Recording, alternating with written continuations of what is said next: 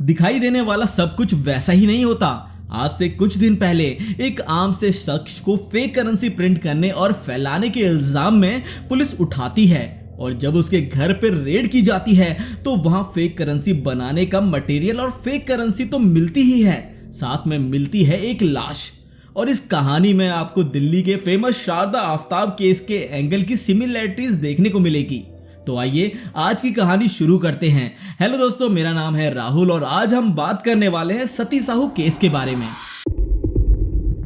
इस केस की शुरुआत होती है छत्तीसगढ़ के बिलासपुर डिस्ट्रिक्ट से। बिलासपुर डिस्ट्रिक्ट पर सकरी थाना क्षेत्र पड़ता है। ये बात सन 2023 के शुरुआती महीने की जनवरी फरवरी के आसपास की है। इन दिनों मार्केट में कुछ फेक करेंसी यानी नकली नोट सर्कुलेट हो रहे थे। किसी बड़े दुकान पर अगर कोई आम इंसान सामान खरीदने के लिए जाते हैं या बैंक में पैसे जमा करने के लिए जाते हैं तो वहां नकली नोटों को पहचान लिया जाता है। लोकल पुलिस को भी धीरे धीरे सूचना मिल रही थी कि इलाके में फेक करेंसी सर्कुलेट हो रही है। अब पुलिस की anti crime and cyber unit अपनी जांच में जुट जाती है। जहां से भी सूचना मिलती है वहां से नोटों को बरामद करके उसको जांच के लिए भेज दिया जाता है। आखिर देश का कौन सा गैंग, अंडरवर्ल्ड के कौन से लोग देश की इकोनॉमी को नुकसान पहुंचाना चाहते हैं?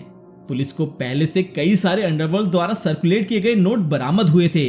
उनसे मिलान करके पता किया जा सकता है कि अब कौन सा गिरोह एक्टिव हो गया है। ये फेक करेंसी ज्यादातर 200 और 500 के नए नोट में थी। इसकी क्वालिटी भी ऐसी थी कि कोई नॉर्मल इंसान इसको पहचान नहीं सकता कि ये असली है या नकली। बस जानकार लोग ही बता सकते हैं।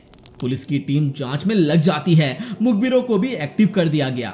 टेक्निकल जांच में सामने आया कि ये जो नोट मिले हैं इनकी क्वालिटी अंडरवर्ल्ड या बाकी दुश्मन देशों द्वारा बनाए गए नकली नोटों से अलग है। ये किसी नए तरीके का लग रहा था। क्या कोई नया गिरोह एक्टिव हो गया है?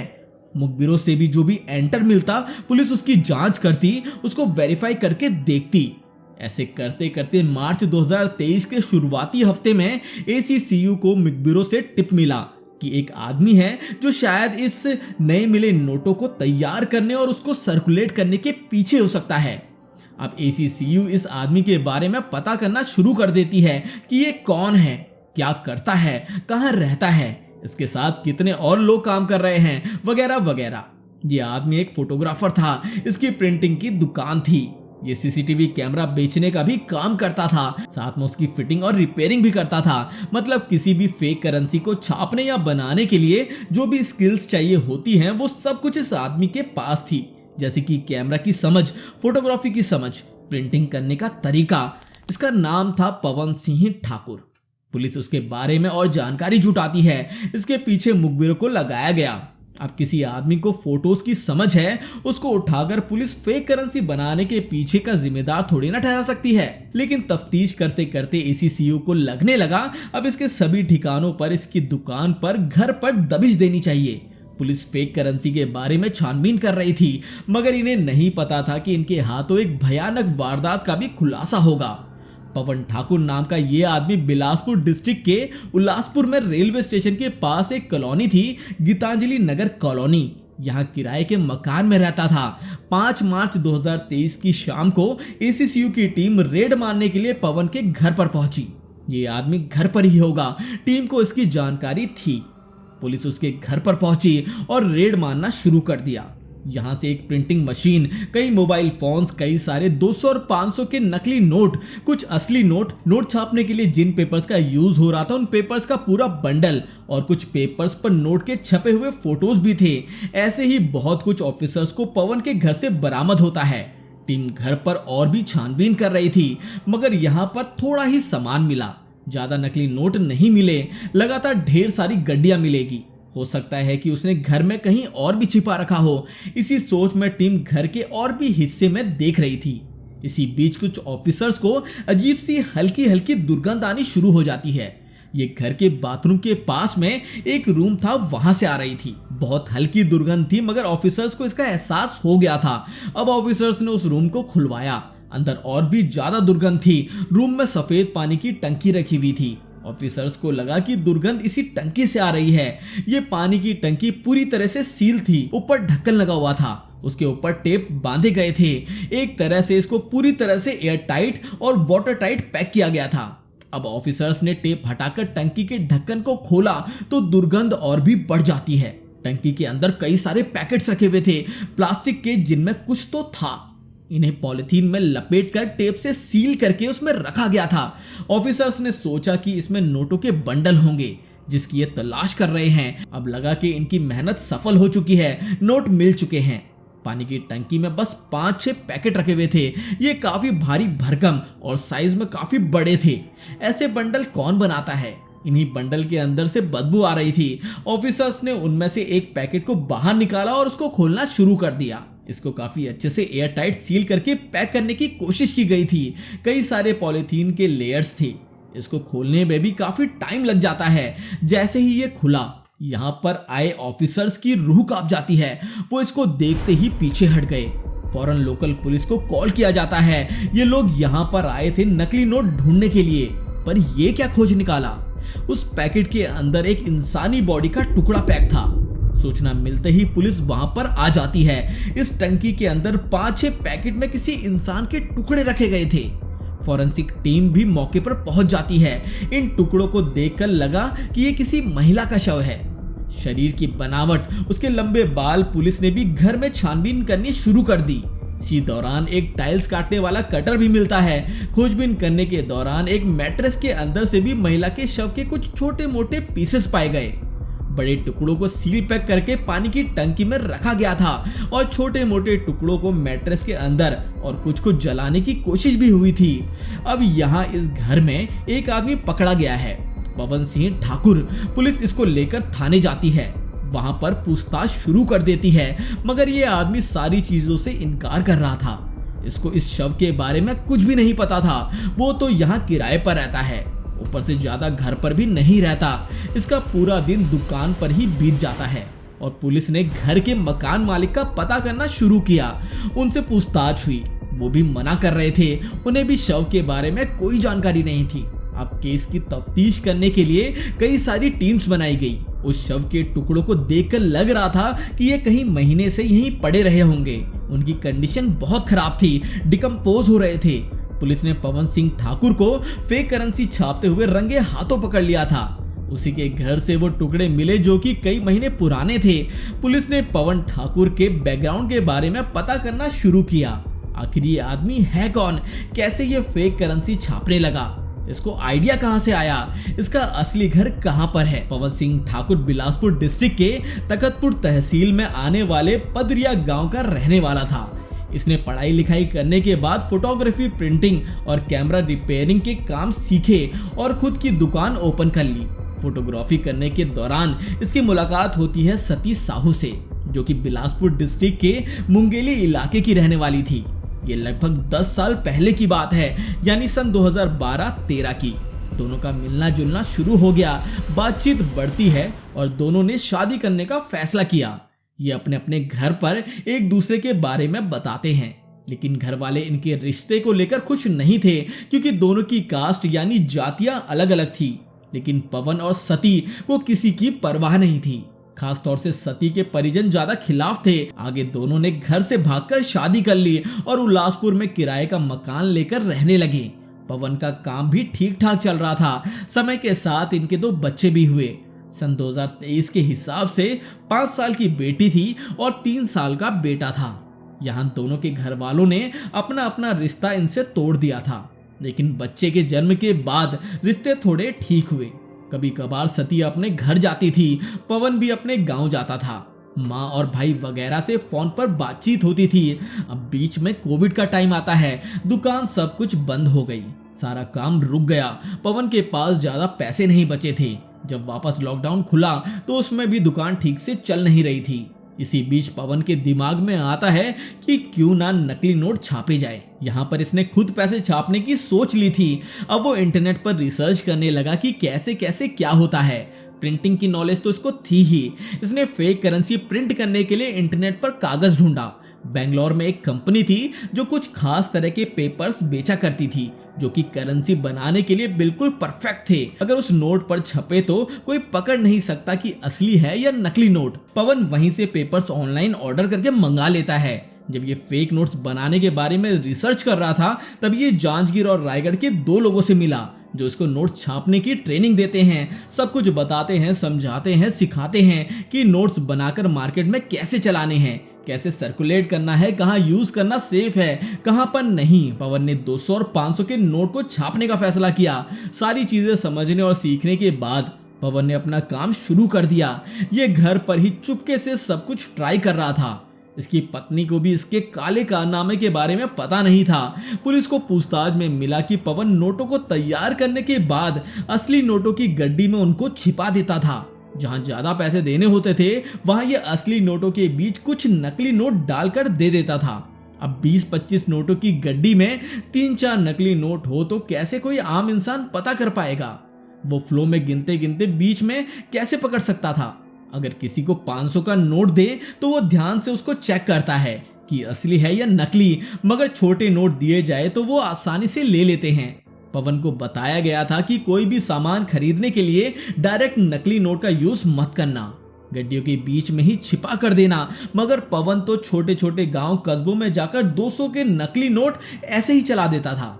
कोई पकड़ नहीं पाता था। इन सब से इसका हौसला और हिम्मत और भी बढ़ गया। ये हर कदम फूक फूक कर लेता। इसको पता था कि ज्यादा नकली नोट नहीं बनाने, जरूरत के हिसाब से ही यूज करना है। अगर ज्यादा लालच किया तो किसी को भी शक हो सकता है।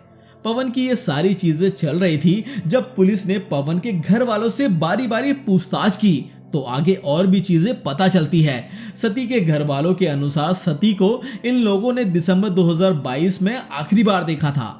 वो एक पार्टी में अपने मायके आई थी। सती के जीजाजी के अनुसार सती ने इनको बताया था कि इसके पति यानी पवन ठाकुर इस पर काफी गुस्सा करते हैं, मारपीट करते हैं। ये बहुत परेशान हो चुकी है। ये बस बच्चों की वजह से पवन के साथ है। सती के घर वालों ने उसको आखिरी बार दिसंबर सन 2022 में देखा था, लेकिन अभी टाइम चल रहा था मार्च 2023 का। सती से आखिरी बार इनकी बातचीत जनवरी सन 2023 के शुरुआती हफ्ते में हुई थी, यानी 1.5-2 महीने पहले। इसके बाद से आज तक उसकी कोई खोज खबर नहीं है। पवन का कहना था कि 6 जनवरी 2023 के बाद वो मुझे और मेरे बच्चों को छोड़कर अपने प्रेमी के साथ भाग गई। उसका किसी आदमी से अफेयर था। मैंने उसको कई बार समझाया मगर वो सुनती नहीं थी। फिर वो 6 जनवरी को घर से गायब हो गई। इसने सती को बहुत ढूंढने की कोशिश की, इधर उधर पता किया मगर वो नहीं मिली।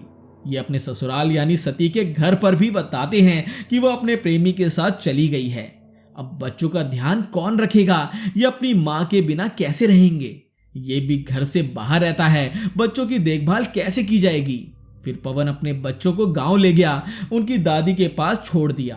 वो भी शादी को लेकर गुस्सा थी, लेकिन फिर बच्चों को देखकर मान जाती है कि इनकी क्या गलती। अब बच्चे यहीं तखतपुर में रहने लगे। इधर उल्लासपुर में पवन अकेले इस घर में रह रहा था। पवन को उम्मीद थी कि एक दिन सती को अपने बच्चों की याद आएगी, उसको अपने किए का पछतावा होगा, वो लौट कर जरूर आएगी। जब पुलिस ने उसको नकली नोट बनाते हुए रंगे हाथों पकड़ा, उसके करीब 15 दिन पहले सती की बहन का बेटा अपनी मौसी का पता लगाने के लिए उल्लासपुर के इस घर पर पहुंचा। काफी दिनों से मौसी सती ना तो फोन उठा रही थी और ना ही खुद फोन कर रही थी। भांजे ने घर आकर मौसा जी से पूछा कि मौसी कहां पर है। पवन ने वही बात दोहराई कि वो किसी के साथ चली गई, उम्मीद करो कि लौट आए। मौसी के बच्चों के बारे में पूछा तो वो भी घर पर नहीं थे, वो अपनी दादी के पास हैं। आगे पवन ने भांजे को वापस भेज दिया। ये सब चीजें जानकर पुलिस के मन में एक और चीज खटकती है। अगर सती साहू घर छोड़कर चली गई तो फिर वो कहां पर है? इसकी रिपोर्ट पवन या सती के घर वालों ने पुलिस में क्यों नहीं लिखवाई? इसका जवाब मिला, क्योंकि सती अपने प्रेमी के साथ भाग गई है। जब लोगों को पता चलेगा तो बहुत बदनामी होगी। बदनामी के डर से पुलिस के पास कोई गया नहीं। एक और चीज थी कि जिस शव के टुकड़े पानी की टंकी में मिले, आखिर वो किसके हैं? किसने उसका ऐसा हाल किया था? किसने उसे पैक किया था? साथ ही साथ पुलिस उन लोगों का भी पता लगाना शुरू कर देती है जिन्होंने पवन को नकली नोट छापने की ट्रेनिंग दी थी। कौन कौन से लोग इस कांड में शामिल हैं? एक बार सती साहू ने अपने पति के खिलाफ मारपीट और झगड़े की शिकायत भी दर्ज कराई थी, लेकिन फिर पुलिस ने दोनों में समझौता करा दिया था कि पवन ऐसी हरकत नहीं करेगा, अपनी पत्नी को नहीं मारेगा। आगे सती अपना केस वापस ले लेती है। फॉरेंसिक इन्वेस्टिगेशन में पता चला कि जो शव के टुकड़े थे वो करीब 1.5-2 महीने पुराने थे। इसी के आसपास सती घर छोड़कर चली गई थी। घटनास्थल पर जो भी पुलिस को चीजें मिली थी, जैसे कि वो सफेद रंग की पानी की टंकी जो करीब 500 लीटर की थी, वो एंगल ग्राइंडर, शक हुआ कि ये टुकड़े इससे ही किए गए थे। वो प्लास्टिक के बैग्स, डक्ट टेप, ये सारी चीजें किसी न किसी दुकान से खरीदी गई होंगी। दुकानदार कंफर्म कर देते हैं कि सभी सामान इनके ही दुकान से बेचे गए थे और बेचने का टाइम 1.5-2 महीने पहले का था। इन लोगों ने पवन ठाकुर को भी पहचान लिया। यही आदमी खरीदने के लिए यहाँ आया था। इधर पवन ठाकुर तो सारी चीजों से नकार रहा था, मगर उसके खिलाफ पुलिस को बहुत सारे सबूत मिल रहे थे। जब पुलिस ने सारे एविडेंस पवन के सामने रखे और सख्ती दिखाई, तो वो मान लेता है कि हाँ, सती साहू का कत्ल हो चुका है और उसने ही किया है। मतलब ये आदमी जो कई दिनों से अपने ससुराल और गांव में भटक रहा था कि बच्चों की देखभाल करने के लिए अपने पास रख लो, इसकी मां नहीं है, वही आदमी अपनी पत्नी का कातिल निकलता है। पूछताछ में उसने बताया कि उन्होंने घर से भागकर शादी की थी। इसने अपने घर तक को छोड़ दिया था। बच्चों के जन्म के बाद इसके ऊपर ज्यादा जिम्मेदारी आ गई। ये काम में व्यस्त हो गया। ज्यादा पैसों के लालच में इसने नकली नोट भी छापने शुरू कर दिए। इन्हीं सब चीजों के बीच इसको शक हुआ कि इसकी पत्नी का किसी के साथ अफेयर चल रहा है। जब ये घर पर नहीं होता तो उसको कोई मिलने के लिए आता है, फोन पर बात करता है। इसको लेकर पवन ने अपनी पत्नी से सवाल भी किए। हालांकि सती इन सब से मना कर देती है कि ऐसा कुछ भी नहीं है, मगर इसी के चलते पति पत्नी के रिश्ते बिगड़ने लगे। आए दिन झगड़े होने लगे। पवन सती पर हाथ भी उठाने लगा, जिसके चलते सती पुलिस में कंप्लेंट दर्ज कराती है। अपने घर वालों को भी मारपीट के बारे में बताती है। अब तारीख थी 6 जनवरी सन 2023। शाम के टाइम फिर से पति पत्नी के बीच झगड़ा हुआ। दोनों बच्चे बाहर खेल रहे थे। पवन के अनुसार अफेयर की बात को लेकर झगड़ा हुआ था। उसने गुस्से में आकर अपनी पत्नी सती का गला दबाना शुरू कर दिया। कुछ देर में सती की मृत्यु हो जाती है। अब पवन क्या करे? सब कुछ तो गुस्से में किया था। अब उसके दिमाग में एक आइडिया आया और सती के शव को उसने छिपा दिया और मार्केट चला गया। वहां से एंगल ग्राइंडर खरीद कर लाया, ये सोच के कि उसके टुकड़े करके आग के हवाले कर देगा। एक पैर के हिस्से को अलग करके छत पर ले जाकर जलाने की कोशिश भी करता है, मगर ऐसा करने से काफी दुर्गंध निकल रहा था, धुआं निकल रहा था। ये इलाका भी काफी आबादी वाला है, आसपास घर हैं, लोग रहते हैं। अगर किसी को दुर्गंध आई या धुआं देख लिया तो शक हो सकता है, भांडा फूट जाएगा। अब वो क्या करे, कैसे बॉडी को ठिकाने लगाए? इसी बीच दिल्ली के शरदा आफ्ताब की खबरें न्यूज में चल रही थी, जो कि मई 2022 की घटना थी। यही आइडिया पवन के दिमाग में आता है, मगर उसको फ्रिज में नहीं रखना था। घर के ही पास में कुछ कंस्ट्रक्शन का काम भी चल रहा था। वहां पर मिस्त्री मजदूर आते जाते थे। चहल पहल थी तो उसको सब कुछ ध्यान से करना था ताकि किसी को शक ना हो। दुर्गंध भी नहीं निकलनी चाहिए। अगली सुबह वो मार्केट गया। वहां से पानी की टंकी, प्लास्टिक रैप, कई तरह की डक्ट टेप, सेलो टेप और कई तरह का सामान खरीद कर ले आया। इसके बाद वो शाम के समय अपनी पत्नी के शव को बाहर निकालता है और उसके टुकड़े करना शुरू कर देता है। 5 बड़े बड़े टुकड़े उसने किए और प्लास्टिक में रैप किया, ऊपर से टेप लगाया। पैक ऐसा किया कि दुर्गंध बाहर न निकल पाए।